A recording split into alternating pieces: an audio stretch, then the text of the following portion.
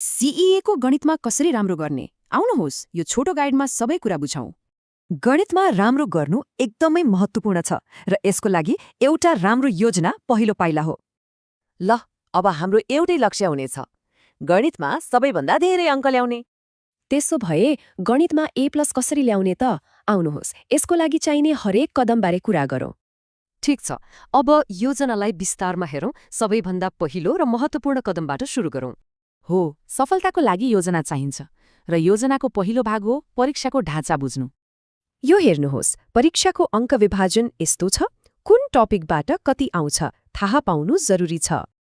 यहाँ हेर्नुहोस् त, बीजगणित, क्षेत्रमिति र अङ्कगणितबाट सबैभन्दा धेरै नम्बर आउँछ। ध्यान यतै दिनु पर्यो। त्यसैले सूत्र मात्र घोकेर हुँदैन, त्यो सूत्रले कसरी काम गर्छ त्यो बुझ्नुपर्छ। सुरुवात समूह जस्ता आधारभूत विषयबाट गरौँ। भेन चित्र र यसका हिसाबहरू बुझ्न सजिलो हुन्छ। त्यसपछि आउँछ चक्रीय ब्याज। यो त हाम्रो दैनिक जीवनमा पनि काम लाग्ने विषय हो। अनि जनसङ्ख्या वृद्धि र मूल्य ह्रास जस्ता कुराहरू पनि राम्ररी बुझ्नुपर्छ। यी पनि महत्त्वपूर्ण छन्।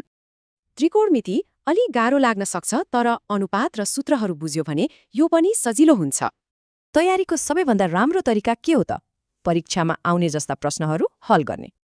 जस्तै क्षेत्रमितिमा यस्ता प्रश्न आउँछन् जहाँ पिरामिडको आयतन र क्षेत्रफल पत्ता लगाउनुपर्छ। समूहमा पनि भेन चित्र प्रयोग गरेर सर्वेक्षणको डेटा विश्लेषण गर्ने खालका प्रश्नहरू अभ्यास गर्नुपर्छ। अङ्कगणितमा चक्रीय ब्याज, मुद्रा विनिमय जस्ता प्रश्नको नियमित अभ्यासले आत्मविश्वास बढाउँछ। अब लागौँ परीक्षाको दिनको तयारीतिर। यी 4 कुरामा ध्यान दिए उत्तम नतिजा आउँछ। तयारीका लागि चाहिने सबै स्रोतहरू उपलब्ध छन्, जस्तै गाइड, मोडल प्रश्न, पुराना प्रश्नपत्रहरू। स्रोत मात्र होइन, अब एउटा स्पष्ट रणनीति पनि छ जसले तयारीलाई सही दिशा दिन्छ। यो योजना र रणनीति साथमा छ। अब A+ ल्याउन कम्मर कस्ने बेला भयो।